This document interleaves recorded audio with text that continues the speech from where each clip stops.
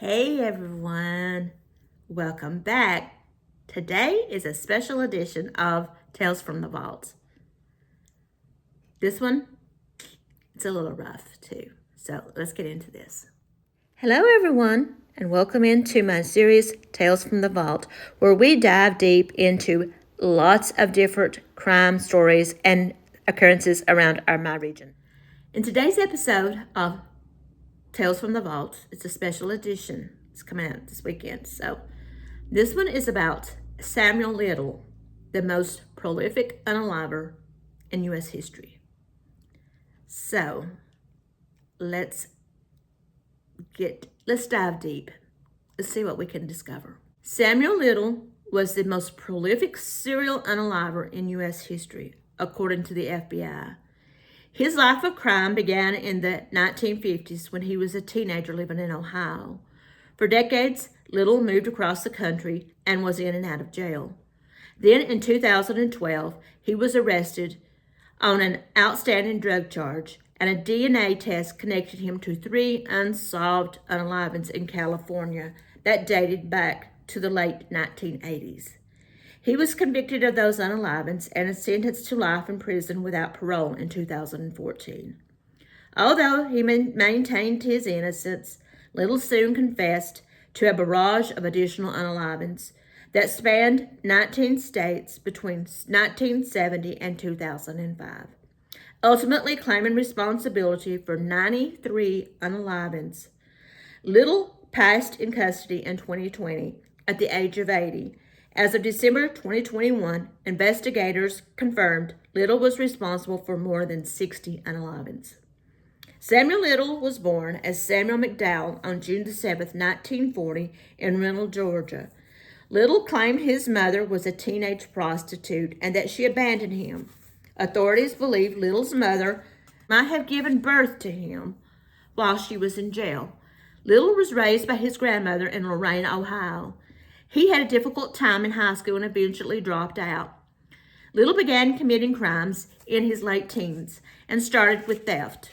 He was thrown in juvenile detention, and from then on, his crimes grew worse. Starting in the 1950s, he moved around from state to state and got arrested for fraud, driving under the influence, assault, armed robbery, and SA, among other crimes. By 1975, he had been arrested over 25 times across 11 states. In total, he served 10 years from these various offenses and escaped 2 unaliving convictions before his 2014 guilty verdict. Little claimed he spent his years in prison learning how to box and that he showed promise as a prize-fighting boxer, a career he ended up not pursuing. In 2012, Little was located at a homeless shelter in Kentucky and transported to Los Angeles for an outstanding drug charge. Once in custody, Little had his DNA tested, which established his connection to 3 homicides in California between 1987 and 1989. The victims were Carol Eileen Elford, Guadalupe Durate Apodaca, excuse me if I'm butchering these names, and Audrey Nelson Everett. In 2014, a jury found him guilty of the unalivings and sentenced him to life in prison without parole. After Little's conviction, the FBI listed his information in his violent criminal apprehension program, which began finding strong links between his movements throughout the decades to a slew of unsolved unalivings across 19 states. In August 2019, the imprisoned Little pled guilty to unaliving 4 women in Ohio, including 32-year-old Anna Stewart in 1981. He received 2 consecutive terms of life in prison and 2 consecutive sentences of 15 years to life on top of his prior rulings. By this point, authorities said they had confirmed at least 60 of the unalivings. Little had admitted to carrying out. During his later years, Little said he hoped his confessions would help exonerate anyone wrongly convicted of his crimes. I say, if I can help get somebody out of jail, then God might smile a little bit more on me, he said. One of the main reasons Little's unalivings went undetected for so long was that many of his victims and his alleged victims were on the fringe of society. Prostitutes, unhoused people, drug addicts, for example, many of them being women of color. I never unalived no senators or governors or fancy New York journalists. Nothing like that, he told the New York Times. I stayed in the ghettos. To this day, many victims remain unidentified, and many of their passings were attributed to natural causes, drug overdoses, or accidents. Little's method of unaliving started out by punching his victims out cold and then strangling them with no projectiles or stab wounds. It was difficult to detect foul play. The Los Angeles Police Department gave him the name the choke and stroke unalivings, since he often masturbated while strangling his victims. According to the New York Magazine, Little believed he was commissioned by God to unalive his victims to alleviate their misery. At other times, he felt he was possessed by the devil. Either way, he described unaliving as a thrill. It was like drugs, he told an investigator. I come to like it. In May 2023, authorities identified his earliest known victim, 20-year-old Yvonne Pless. Little unalived her in 1977 in Macon, Georgia. He then unalived Fredonia Smith, also in Macon, in 1982. Although Little's memories of the day and dates of what his victims were wearing at the time of their demise were not entirely accurate, he seemed to have maintained an accurate memory regarding other details. He remembers where he was and what car he was driving. He draws pictures of many of the women he unalived. An FBI statement from 2018 reported. In 2018, while Little was being held in a California prison, Texas Ranger James Holland visited in hopes of solving the 1994 unaliving of a prostitute named Denise Brothers in Odessa, Texas. Little ended up confessing to the unaliving and many more in exchange to be transferred out of Los Angeles County Prison. Learning that Little had a talent for drawing, Holland provided him with art supplies so he could illustrate his victims. Little produced impressively accurate portraits of his victims, which the FBI attempted to use in order to solve several dozen cold cases. It lives in my mind now with my baby's victims in my drawings, he told New York Magazine.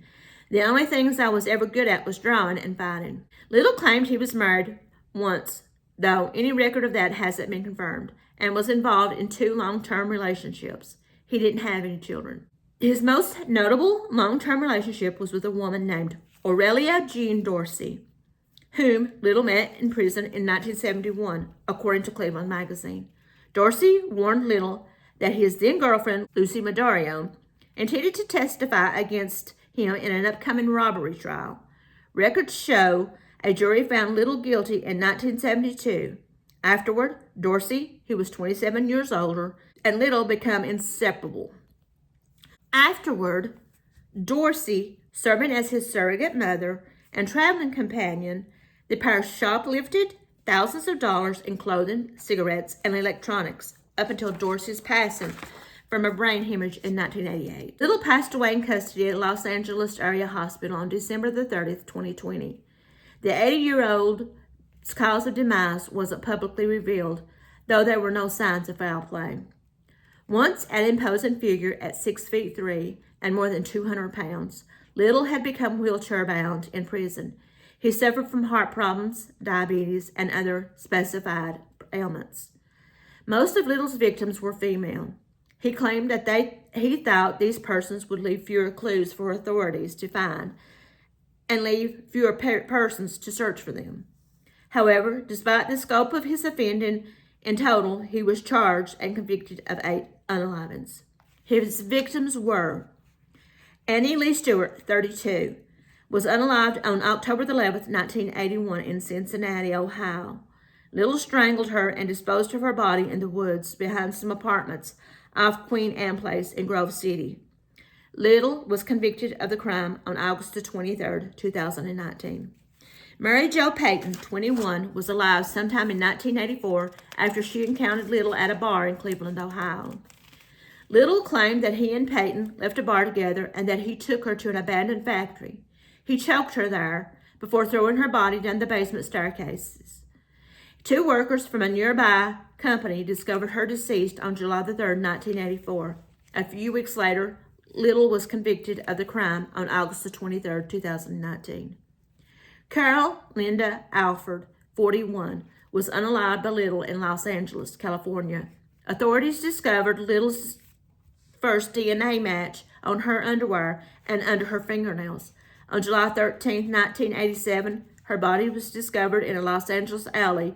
From the waist down, she was nude. Her daughter recognized her body.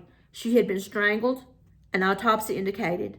She also experienced other wounds, such as a punch-related head injury from blunt force. Little was found guilty of the crime on September the 25th, 2014.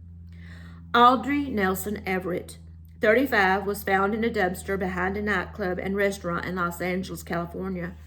On August the 14th, 1989, there was nothing found that could be used to identify her body, which was naked from the waist down. She had been repeatedly struck on the head before forcefully strangled, according to an autopsy. Additionally, she had road burns that suggested she had been pulled on a hard surface, most likely before she passed, as well as a smashed spinal bone, bruises on her belly that were also suggestive of punching, and injuries on her back. According to the coroner, she had serious injuries from strangulation and a stomach injury that showed a sign of considerable force. He continued, "These signs of force are the greatest that I have seen in 27 years of practice in a county which has its share of strangulation cases." DNA under her fingernails linked Little to the crime, and he was convicted on September the 25th, 2015. Guadalupe Apodaca, 46, was found on September the 3rd, 1989, at an abandoned auto repair shop in Los Angeles, California, after a boy kicking a soccer ball against the building peered into the windows and saw her body. Authorities determined that Little kneeled on her chest and strangled her with his hands, causing her to have a seizure. She was nude from the waist down and had blood in one of her cavities as well. DNA linked Little to the crime, and he was convicted on September the 25th, 2014. Zena Marie Jones, 30, was a woman found deceased in West Memphis, Arkansas on July 28, 1990, after going missing on July 6 from Memphis, Tennessee, on the Arkansas side of the Mississippi River, close to the shore and about 8 feet from the river's mile marker, 722.2. A fisherman discovered the victim. Little admitted to unaliving her and provided a sketch in 2018. He claimed she was a prostitute who was between the ages of 28 and 29, and that he had picked her up at a Memphis, Tennessee hotel. As a Memphis police car passed them, he choked her while they were in his car. He then dropped the victim into the river once he entered Arkansas and pulled up to the bridge on August the 23rd, 2019. He was found guilty of her homicide. She was identified in April 2022 after her family noticed a resemblance between the composite sketch drawn by Little as Jones. Rose Evans, 32, was unalived in Cleveland, Ohio on or around August the 24th, 1991. Little encountered Evans while driving and offered her a ride. Then in an abandoned area, he strangled her in his car before dumping her body in a lot, covering it with 2 tires. He was convicted of the crime on August the 23rd, 2019. Denise Christie Brothers, 32, was a mother of 2 who was found deceased in Odessa, Texas on February the 2nd, 1994. Brothers had been reported missing on January the 1st, 1994. According to the district attorney, she had been strangled.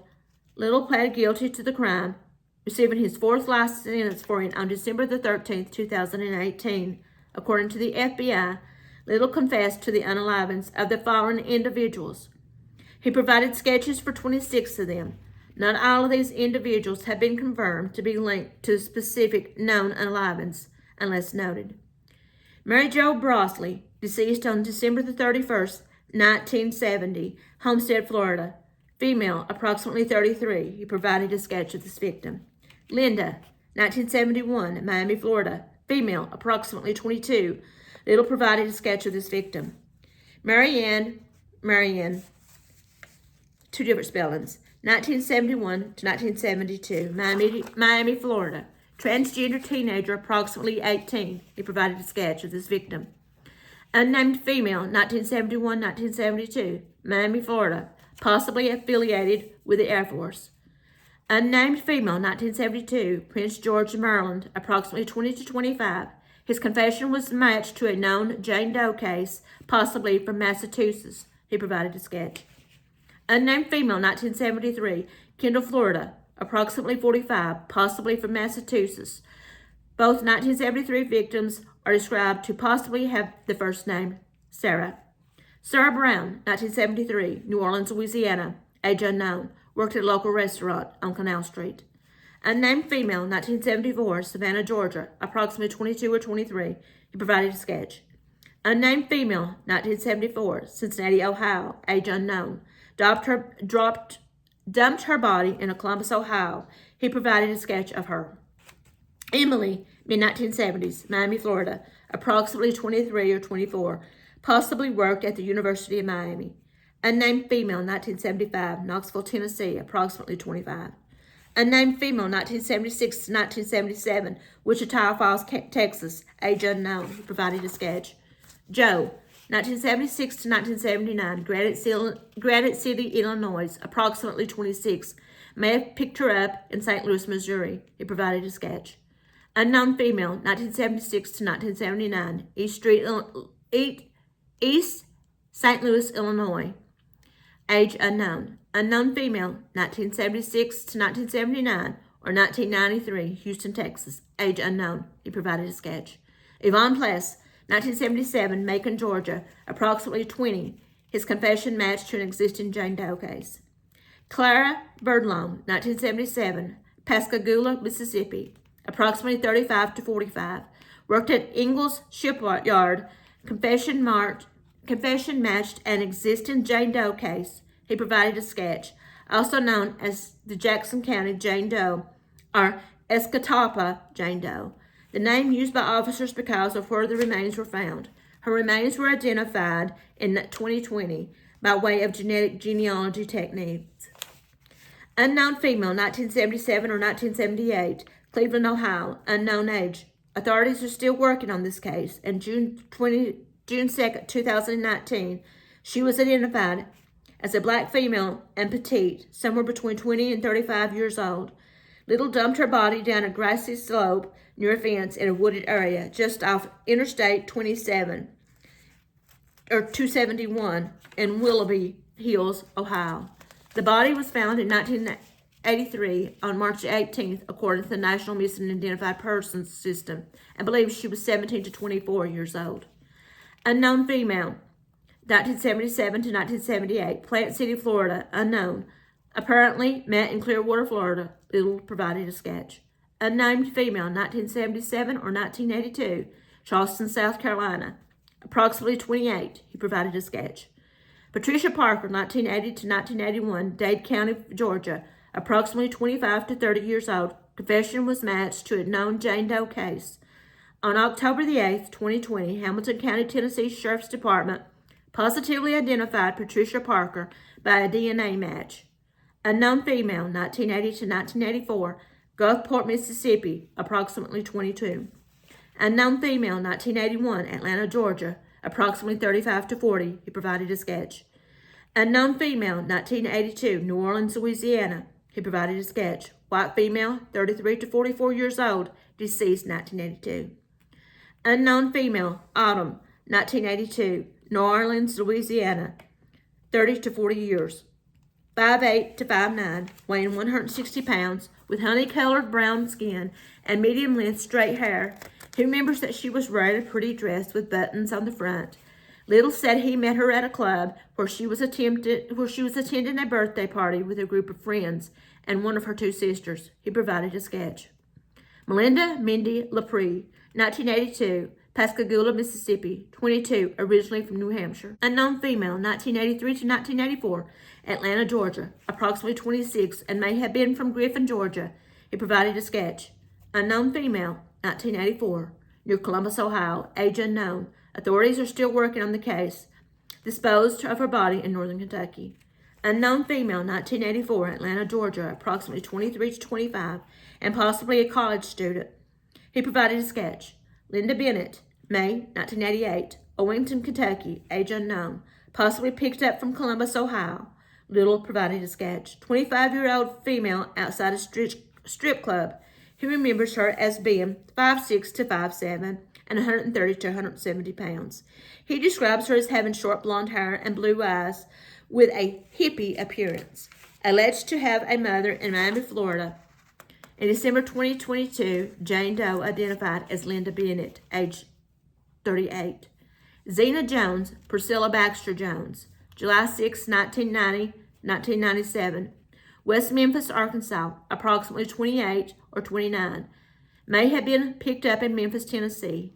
He confessed that he unalived her and dumped her body in the Mississippi River. He provided a sketch. Confession matches to a known Jane Doe case. The family of Zena Maria Jones recognized the sketch as their missing relative. He was found on the riverbank of the Arkansas River July the 28th, 1990. Of interest, a man named Anthony Jones stated the sketch resembled his mother, Priscilla Baxter Jones, who was unalived in 1997. Unknown female, 1984, San Bernardino, California, approximately 18 to 23. Unknown female, 1984, Fort Myers, Florida, age unknown. Unknown female, 1984, Tampa, Florida, age unknown. He provided a sketch. Francis Campbell, 1984, Savannah, Georgia, approximately 23. He is suspected of asking Campbell for a date at a bar at the intersection of Montgomery Street and Victory Drive in 1984. Her body was discovered in 1985 on top of a pile of debris from the construction of Interstate 516. Savannah police matched Little's description of her to a missing person case. A Chatham County, Georgia, and jury indicted him in December 2019 for her unaliving. Unknown female, 1987, Los Angeles, California, age unknown. Unknown female, 1987, Los Angeles, California, age unknown. Unknown female, 1987, Los Angeles, California, approximately 19. Granny, 1987, Los Angeles, California, approximately 50. Unknown female, 1987, Los Angeles, California, approximately 23. Unknown female, 1987, Los Angeles, California, approximately 26 or 27. He provided a sketch. Unknown female, 1987 to the early 90s, Monroe, Louisiana, approximately 24. He provided a sketch. Unknown female, 1988 or 1996, Phoenix, Arizona, approximately in her 40s, may have been native to the area. He provided a sketch. Yolanda Jones, 1994, Pine Bluff, Arkansas, age 26. Alice Denise Duvall, June 11, 1991, Los Angeles, California, approximately 40 to 45. Roberta Tandar, 1991, Akron, Ohio, age unknown. Authorities working on the case ID'd in October 2019. Unknown female, 1991 to 92, Los Angeles, California, approximately 20 to 22, may have been from San Francisco. Unknown female, 1992, Los Angeles, age unknown. Unknown female, 1992 to 1993, Los Angeles, age unknown. He provided a sketch. Unknown female, 1992 to 1993, Los Angeles, approximately 24 or 25, may have been from Phoenix. Unknown female, 1992 to 1993, April the 21st, 1994. North Little Rock, Arkansas, 24 years. 5'5" to 5'7", tall, approximately 200 pounds. Name possibly Ruth. Unknown female, 1993, Las Vegas, Nevada. Dark-skinned female, approximately 40 years old, about 5 feet 5 inches tall, and 110 to 120 pounds. He believed she had naturally short hair, but wore a long-haired wig, as depicted in his sketch. He remembered her pointing at her son, who was approximately 19 to 23 years old. Unknown female, 1996, Los Angeles, approximately 23 to 25. T-Money, 1996, Los Angeles, approximately 23 or 24. Unknown female, 1996, Los Angeles, approximately 23 to 25. He provided a sketch. Unknown female, 1996, Los Angeles, approximately 25. Anne, 1997, Phoenix, Arizona, age unknown. He provided a sketch. Samuel Little claimed to have strangled more than 93 people between 1970 and 2005. Though many of his victims' unalivings were first ruled as accidental or overdoses, many of his victims' bodies were never found, and the confessions he provided, along with sketches, could not be matched to a known missing person. Miami, Florida, 1971 or 1972. Little confessed to strangling an 18 or 19-year-old trans woman in 1971 or 72 and leaving the body in the Everglades near Highway 27. Little remembered her name as Marianne. She was between 5'6" and 5'7", weighing about 140 pounds. He did not believe her body was ever found. He sketched the victim during one of his confessions in 2019. Little Rock, Arkansas, 1992 or 1994. He confessed to strangling a 24-year-old in 1992 or 1994. She was between 5'5" and 5'7", and about 200 pounds. He recalled he stayed with her about 3 days as they shoplifted together, and that her name may have been Ruth. He was arrested for shoplifting from Crover by the Little Rock police on April the 20th, 1994. He said after unaliving her, he placed her body in piles of branches near a cornfield. He provided a sketch of the victim. Las Vegas, Nevada, he confessed to strangling a female around 40 years old in 1993. She was about 5'5" and weighed 110 to 120 pounds. He recalled she may have worn a wig over short hair. After unaliving her, he drove her body to the outskirts of Las Vegas and rolled the body down a steep slope. He provided a sketch. Los Angeles, California, 1996. He confessed to strangling a female in 1996. She was about 5 feet tall. In the bathroom of her vacant house, he undressed her below the waist and unsuccessfully attempted to perform post-mortem acts before sending her body up in the bathtub and leaving. Los Angeles, California, 1984. He confessed to strangling a female in 1984. After unaliving her, he had relations with her body on a service road at I-10 before dragging her halfway up a hill and leaving her there.